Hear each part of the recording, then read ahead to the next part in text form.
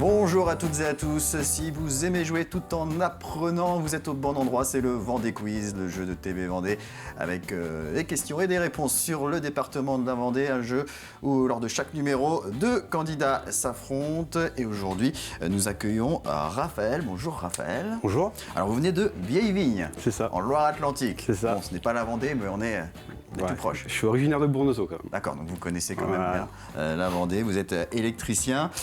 Parmi vos passions, le théâtre, la moto, l'histoire. Ouais. Est-ce qu'il y a une période peut-être historique de Non, un prédilection? peu toute l'histoire française et générale. Donc vous espérez peut-être des questions historiques On sur verra. la Vendée.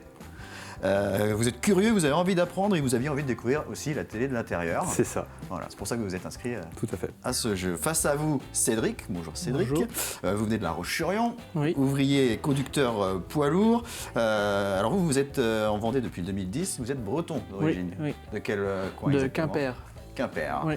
Vous aimez le sport, la musique, le cinéma, les promenades en bord de mer. Est-ce qu'il y a des endroits en Vendée où vous aimez particulièrement vous J'aime promener? bien la côte, quoi. Saint-Gilles, Saint-Gilles-Croix-de-Vie, Noirmoutier, les Sables D'accord. aussi. J'aime bien me balader, quoi. Très bien. Je vais vous rappeler à vous deux le déroulement de ce Vendée Quiz.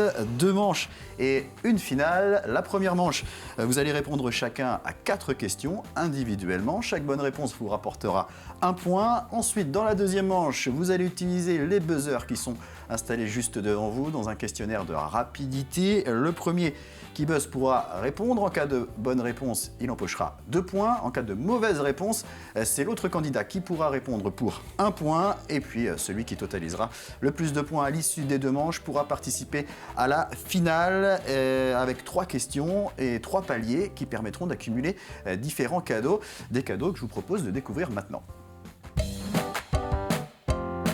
La Cavac vous offre un lot de mogettes et de lentilles de Vendée. La ferme des Coups vous permet de gagner un panier garni de terrine de serre. Enfin, la maison Planchot vous permet de remporter un panier garni de chocolat d'une valeur de 40 €. On a plein de bons produits vendéens à gagner dans cette finale, mais avant ça, il va falloir totaliser maximum de points sur les 2 premières manches. Eh bien, on va commencer forcément avec la première manche.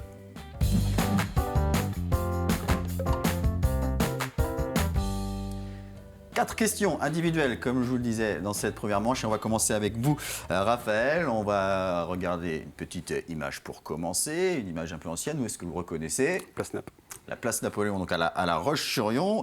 La première question, en quelle année a été fondée la ville de La Roche-sur-Yon? 4 propositions de réponse. Réponse A, 1650. Réponse B, 1702. Réponse C, 1753. Ou réponse D, 1804. Je sais pas. Je dirais la C, 1753. 1753, c'était un tout petit peu plus tard, c'était la réponse D.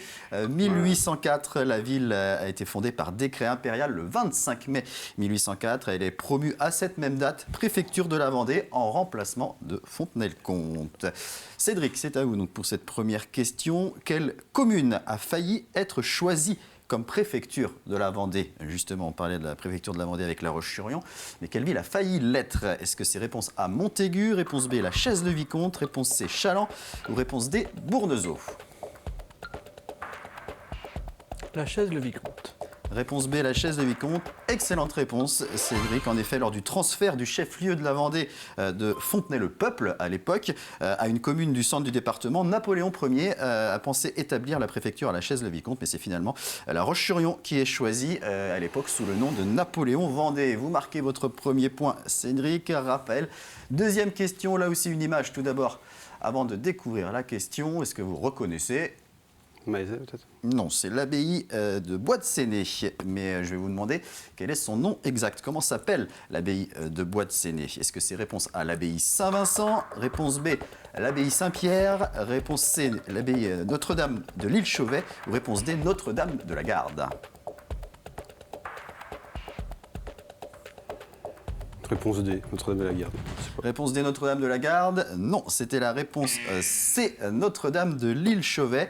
On appelle également Notre-Dame de l'Assomption. Et à l'origine, l'île Chauvet, c'est un îlot rocheux dans la baie de Bourgneuf qui fut choisi par les moines bénédictins de Labzie en Gâtine pour y édifier leur abbaye vers 1130. Toujours 0 point, Raphaël, dans cette première manche. Cédric, vous êtes déjà à 1 point. Vous allez tenter d'en obtenir un deuxième. Là aussi, avec une image avant de vous poser la question. Est-ce que vous reconnaissez cette tour? Oui, je crois. C'est sur la côte, donc. Oui.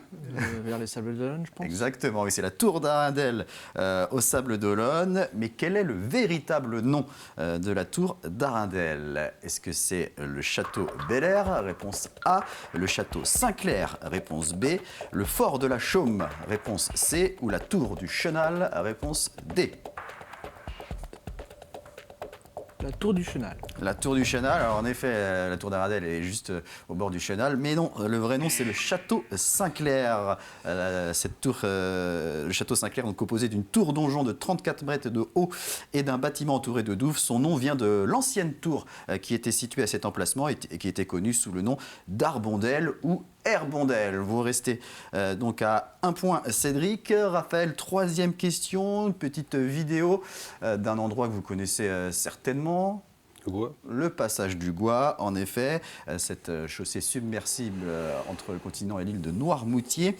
Je vais vous demander combien de balises compte le passage du Gois. Ces balises qu'on peut trouver le long du Gois. Est-ce qu'il y en a 5? Réponse A. Est-ce qu'il y en a 9? Réponse B. 13? Réponse C. Ou 20 pour la réponse D? Aucune idée. Vous pouvez choisir une réponse. Allez, réponse B, le 9. Réponse B, 9. Eh bien, vous avez eu le bon flair, puisque c'est exactement ça. 9 balises, dont 6 dites mâts de perroquet et 3 équipées de cages. Elles existent depuis la fin du 19e siècle. Elles permettent aux personnes surprises par la montée des eaux de se réfugier. Elles permettent aussi de continuer à voir le tracé quand la mer monte, ce qui est bien utile, notamment lors des foulées du Gois, cette course à marée montante. Premier point pour vous, Raphaël. Troisième question pour Cédric. On regarde une petite vidéo d'archives sportives. Thomas Voeckler va parfaire bien sûr sa popularité avec sa On laisse bannière de Luchon l'applaudir encore une fois, la deuxième fois après 2010, sauf que cette fois-ci l'étape était encore plus difficile. C'est ce que disaient les journaux ce matin et Thomas Voeckler est en train de faire un magnifique doublé.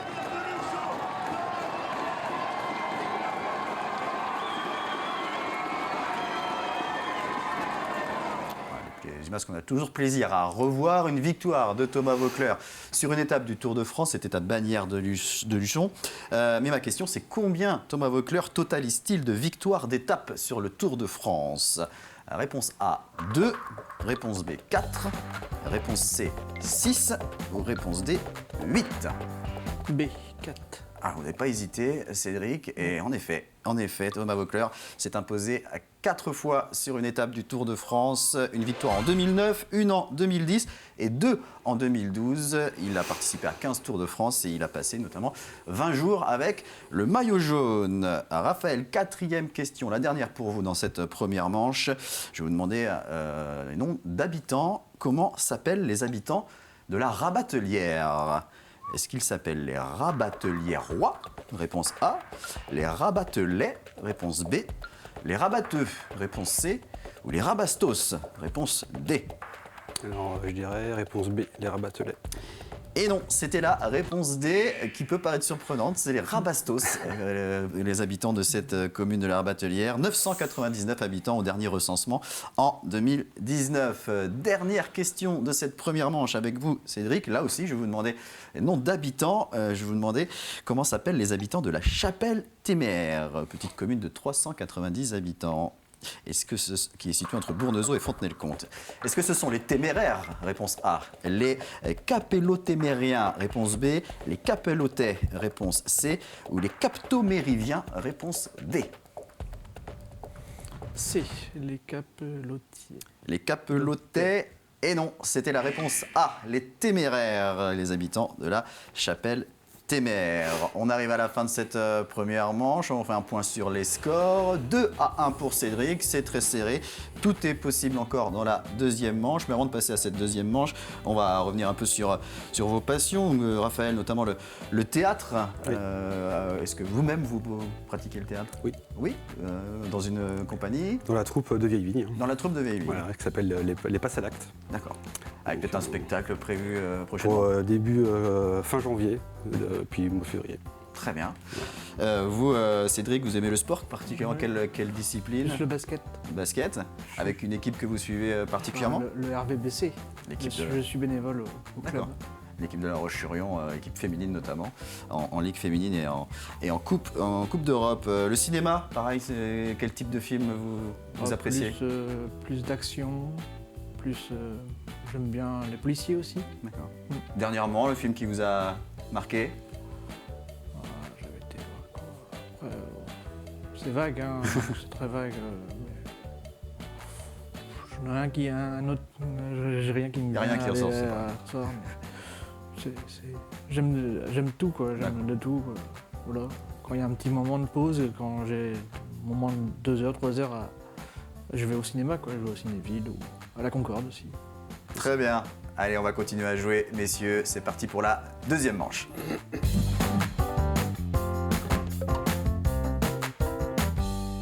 Allez, qui va sortir vainqueur de ce duel 2-1 pour Cédric pour l'instant? 5 questions dans cette deuxième manche. Question rapidité. Il va donc falloir utiliser les buzzers pour pouvoir répondre le premier et éventuellement empocher 2 points en cas de bonne réponse. Si la réponse est mauvaise, l'autre candidat pourra répondre pour gagner 1 point. Attention, si vous buzzez avant la fin de ma question, je m'arrêterai et vous n'aurez pas tout l'intitulé de la question pour répondre. Est-ce que vous êtes prêts?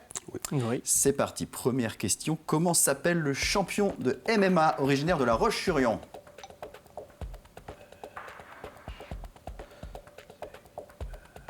C'est moi qui avais échoué son titre de champion du monde. Cédric? Cyril Gann. Cyril Gann, excellente réponse. On va voir une image d'ailleurs de Cyril Gann, ce champion de MMA qui mesure 1m95 et qui avait remporté en 2018-2019 le championnat des poids lourds de TKO MMA. 2 points donc pour Cédric avec cette bonne réponse. Attention, deuxième question, une question d'actualité. Quel type de bateau du 8e siècle et de 23 mètres de long est en cours de construction à l'île d'Olonne?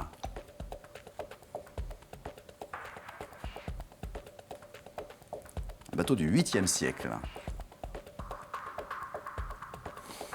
On n'est pas sur les IMOCA du Vendée Globe. Hein. Là, je m'en dire. Alors ça coince. Pas de tentative de réponse. Un type de bateau qui vous viendrait à l'esprit. Les bateaux. Allez, on vous laisse encore 5 secondes. Je sais pas. Pas de réponse donc sur cette deuxième question. Eh bien, la réponse, c'est un drakkar. Et je vous propose de regarder un extrait de la Vendée en direct présenté par Diane Delangue qui parle justement de ce drakkar construit par des bénévoles à l'île d'Olonne. Et oui, puisque nous sommes ici pour voir le chantier de construction d'un véritable drakkar viking. Tout à fait, voilà, effectivement, on est accueilli ici depuis quelques mois par la commune de l'île d'Olonne sur un terrain prêté gracieusement, sur un terrain de 8 mètres carrés avec un site de 300 mètres carrés sur lequel est construit dans un premier temps une chaloupe viking et dans un second temps, d'ailleurs on a déjà commencé avec des gens qu'on voit derrière travailler sur le gouvernail du drakkar. Et donc on construit un drakkar de type Gokstad qui est un drakkar qui fait 23,50 m de long, 5,30 m de large pour environ 17 à 20 tonnes. Allez, toujours 4-1 pour Cédric. Troisième question de cette deuxième manche. Regardez cette image. Et alors, attention, la question, elle est très simple. Quel est ce château? Alors, pour vous aider, le nom du château, c'est le nom de la commune où il se trouve. Cédric. Apremont? Non, ce n'est pas le château d'Apremont. Raphaël, vous avez la possibilité de répondre pour 1 point. Quel est ce château? Je sais pas, je dirais Nieul-le-Delan. Ce n'est pas Nieul-le-Delan non plus, il s'agissait du château de Sigournay, un château donc, du bocage vendéen remanié au XVe siècle sur les bases d'un château construit vers l'an 1000. Il constitue l'un des meilleurs exemples d'architecture militaire du Moyen-Âge en Vendée. Donc pas de point sur cette troisième question, toujours 4-1.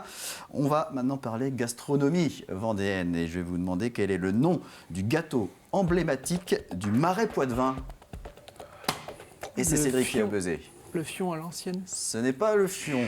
On parle d'un gâteau du Marais Poitevin. Donc c'est un autre gâteau. C'est donc une spécialité du sud Vendée. Pour 1 point, Raphaël. Un gâteau vendéen, est-ce qu'il y a quelque chose qui vous vient en tête? Ouais, non, j'avais le fion moi aussi. Il y en a d'autres, Ouais. et notamment celui-là. Non. Non, pas de réponse. Non. Eh bien, regardez en image, la réponse c'était le gâteau Minute. Un gâteau dit de ménage qui était fabriqué en grande quantité et qui pouvait être conservé longtemps. Ce gâteau était toujours prêt à être servi avec le café lors de visites impromptues et c'est de là que vient son nom car il pouvait être servi à la minute. Vous avez hésité à répondre à ça, Cédric? Oui. Mais vous menez toujours 4-1 et on passe à la dernière question de cette deuxième manche. Que sont les demoiselles des barges? Qu'est-ce qu'on appelle les demoiselles des barges? On pourrait penser à des bateaux, mais c'est ça ferait trop.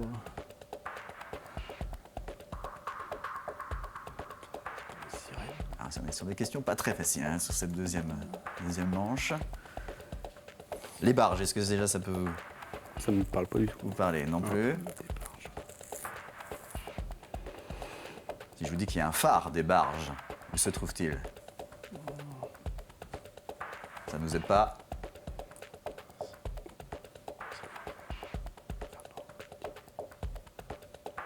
Pas de réponse? Eh bien, on va vous donner la réponse. Alors, le phare des barges, il se trouve au Sable d'Olonne. Et Oui, que trouve-t-on des langoustines. au large? Eh bien, des langoustines. C'est les noms des langoustines des Sables d'Olonne, puisqu'elles arrivent par le phare des barges. Voilà pourquoi on les appelle comme ça. On connaît également les demoiselles de l'Octudie en Bretagne, par exemple. Oui. Voilà, c'est souvent comme ça qu'on appelle les langoustines. Donc, on arrive à la fin de cette deuxième manche. On reste à ce score de 4-1 pour Cédric. C'est donc vous, Cédric, qui allez participer à la finale dans quelques instants. Raphaël, c'est perdu, C'est pas grave. mais vous ne repartez pas les mains vides. Vous allez pouvoir repartir avec ce sac à dos TV Vendée. Voilà pour votre cadeau. On va donc poursuivre dès maintenant avec Cédric pour la finale.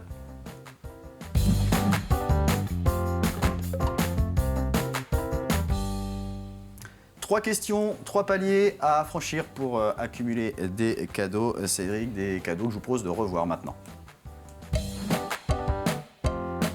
La Cavac vous offre un lot de mojettes et de lentilles de Vendée. La ferme des Coups vous permet de gagner un panier garni de terrine de serre. Enfin, la maison Planchot vous permet de remporter un panier garni de chocolat d'une valeur de 40 €. Allez Cédric, première question, vous m'avez dit que vous aimiez le sport. Eh bien, on commence par une question sport. On a déjà parlé cyclisme tout à l'heure avec Thomas Vauclair. Nouvelle question cyclisme. Quel coureur a remporté le Tour de Vendée 2022? 4 propositions de réponse. Réponse A, Arnaud Démare. Réponse B, Brian Cocard. Réponse C, Nasser Bouhanni. Ou réponse D, Thomas Vauclair. Ah, c'est B, Brian Cocard. Brian Cocard, Le la coq. réponse en image. On va voir si vous avez raison. Le rendez-vous était donné pour un sprint dans le final sur le boulevard d'Elo à La Roche-sur-Yon. Et les favoris de l'exercice ont répondu présent. C'est Brian Cocard de l'équipe Cofidis qui s'impose devant son compatriote de la Groupama FDJ, Arnaud Démare. C'est pas avec Et le maillot de la Vendée. Non, c'est avec un autre maillot, mais voilà, c'est bien un Brian ancien de la Cocard. maison. C'est un ancien de l'équipe vendéenne, en effet, et qui a remporté donc la 50e édition du Tour de Vendée. Vous franchissez le premier palier déjà, premier cadeau empoché pour vous, Cédric. Question, tendez l'oreille, on va écouter un petit peu de musique.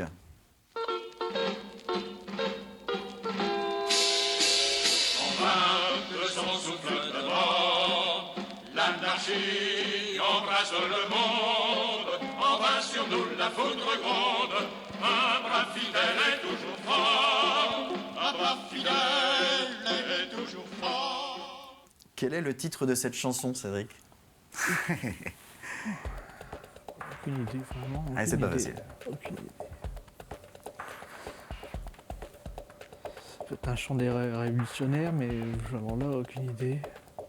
Alors, c'est une chanson qui date de la deuxième guerre de Vendée en 1832. Ouais, voilà. Hop là. Pas de réponse. Aucune idée, franchement. Raphaël, vous l'aviez? Non. Non plus. Eh bien, c'est l'hymne vendéen, qu'on appelle également Ah ouais. la Vendéenne, une vieille chanson J'ai pas reconnu. de la ouais, deuxième tiens. guerre de Vendée. La duchesse du Berry voulait alors soulever la Vendée pour renverser le pouvoir et placer sur le trône son fils Henri V. Allez, vous pouvez encore atteindre le deuxième palier avec cette dernière question. Où peut-on voir les récifs des chiens périns? C'est la ville que vous... Où est-ce qu'on peut les voir? À quel endroit en Vendée? Ça peut être l'île-Dieu, je dirais. L'île-Dieu? Ouais. Bonne réponse en effet, on peut voir les récifs des chiens périns face à l'île-Dieu, on va le voir d'ailleurs en image. Voilà, les récifs des chiens périns. Donc bonne réponse Cédric. Donc deuxième palier, 2 bonnes réponses dans cette finale. À vous les mojettes et les lentilles, à vous aussi le panier garni de terrine de Serre. Félicitations. Merci. Merci à vous deux d'avoir participé. Merci à vous de nous avoir suivis. Et moi je vous dis à bientôt pour un nouveau Vendée Quiz.